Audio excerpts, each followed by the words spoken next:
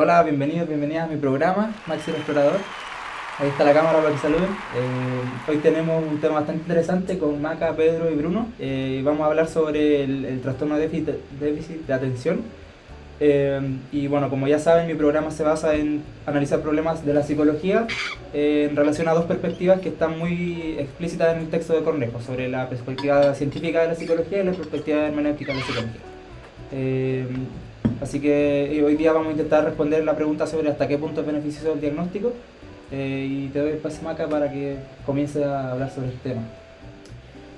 Bueno, sí, el déficit de atención también se conoce como el trastorno por déficit de atención e hiperactividad, también conocido como TDAH. Es una condición neurobiológica que afecta tanto a niños como a adultos. Se caracteriza por dificultades en poner atención, impulsividad e hiperactividad. También otras características que tienen este tipo de personas que sufren de este trastorno es problemas para concentrarse en tareas, seguir instrucciones, organizarse y completar tareas tanto en tiempo como en forma.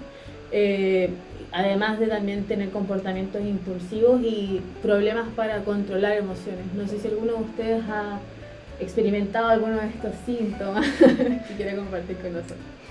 A mí me pareció un poco frustrante este paso de ingreso del colegio, el establecimiento hacia la universidad. Básicamente porque los bloques son muy largos y muchos de mis amigos, yo creo que 8 de cada 10 si hago un estudio, me han dicho: por favor deja de moverte, por favor deja de ser tan hiperactivo, de balancearte. Y eso igual demuestra un poco cómo el ambiente, y también porque en el colegio no me pasaba, te ha moldeado también para que tú tengas que adecuarte a cierto entorno. A mí me pasa que se me hace muy interesante el tema porque es un tema muy atingente. Nosotros como estudiantes de psicología lo vemos el primer semestre de nuestra carrera en proceso psicológico básico y siempre desde una postura muy científica, conductual, etc. Así que bueno, esa es mi relación en verdad, pero muy interesante en el tema. Yo no tengo mucha relación con el tema, por eso me parece interesante hablarlo, porque está muy presente en la sociedad actual, así que por lo mismo quiero que desarrollemos más el tema. No sé qué piensan ustedes de la postura científica, hermenéutica, del tema.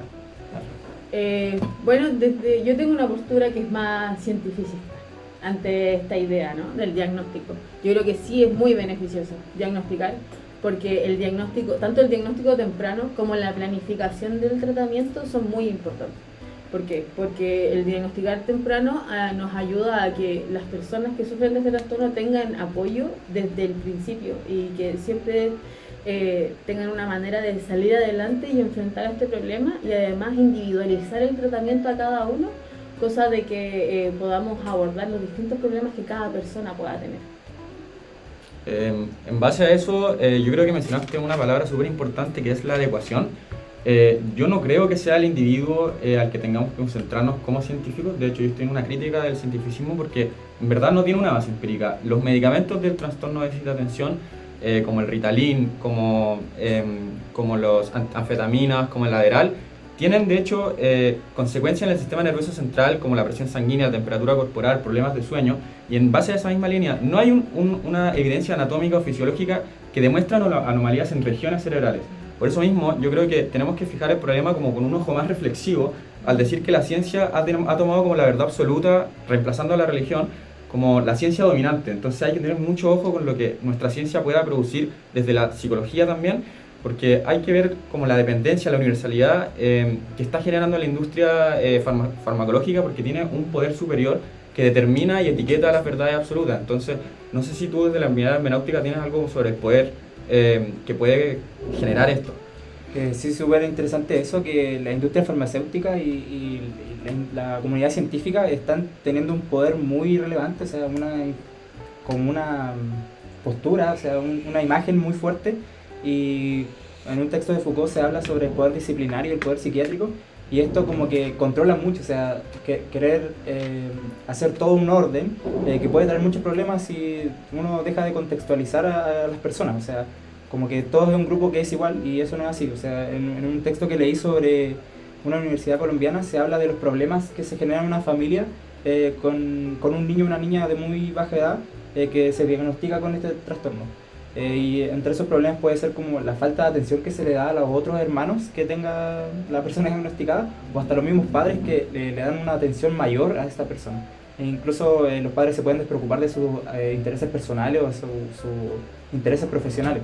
Entonces creo que es bien interesante y bien importante que se enfoque a cada individuo desde su familia, de su contexto, y además a las personas integrantes de su familia respecto a este diagnóstico, porque no podemos dejarlo solamente medicarlo y listo, y que se solucione su vida. Tú también tenías una postura parecida, ¿no? Yo creo que precisamente en eso que dices tú de la familia está la clave en la crítica que se le hace a esto, y que es lo que personalmente estoy haciendo. El diagnóstico en general responde a un lenguaje que objetiviza mucho la realidad. Por ejemplo, tú hablas mucho de cierta conducta como tal, y eso lo entiendo, pero al hacer eso, como diría bien Foucault, se genera una normalidad, y la normalidad tendría que siempre intentar ajustarse a esa normalidad, y ahí es donde entran los medicamentos. Y por eso se hace muy interesante cómo en los modelos educativos de nuestro país siempre se persigue que ya niños que pongan atención, estén atentos 1 hora y media. ¿Y qué pasa, por ejemplo, con el que no se puede adecuar a eso?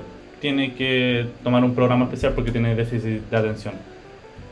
Y con eso se genera una exclusión, lo cual se hace muy paradójico porque en Chile tenemos el programa PIE, que busca incluir a las personas con necesidades especiales en la educación, pero al intentas incluir algo, o alguien más bien, y ya estás hablando de ese alguien, de manera que lo excluyes, porque a ese niño en la escuela lo vas a sacar de la sala antes, ese niño se va a sentir que lo tratan distinto, y eso ya se trata de una exclusión.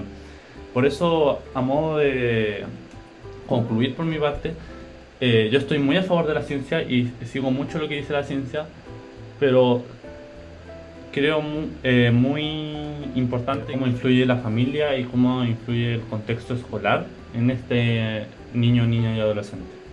Qué bueno que cierras tu postura, porque ya nos queda poco tiempo y creo que sigamos reflexionando sobre hasta qué punto es beneficioso el diagnóstico, que era la pregunta principal de este programa, y que ustedes me ayudaron a conversar este tema.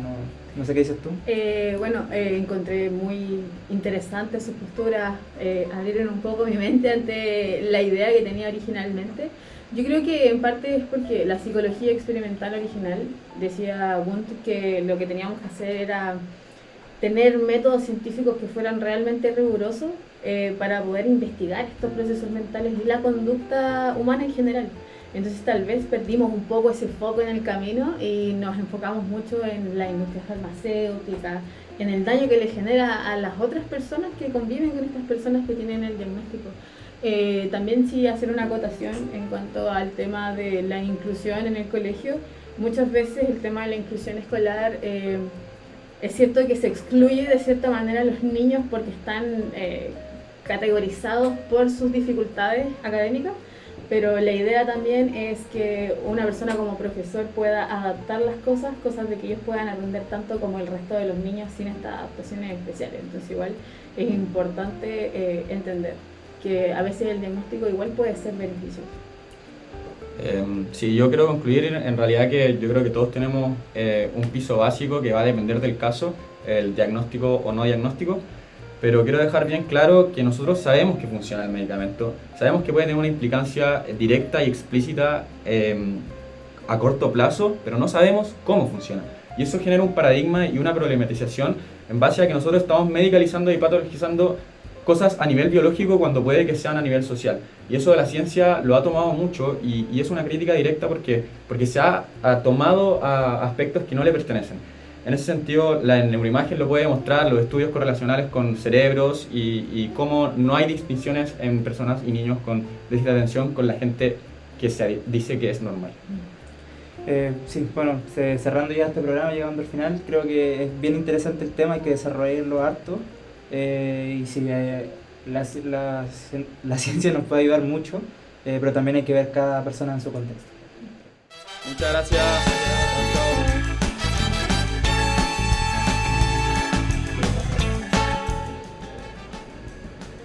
Oiga, jefa, tengo un problema con el capítulo de hoy del déficit de atención.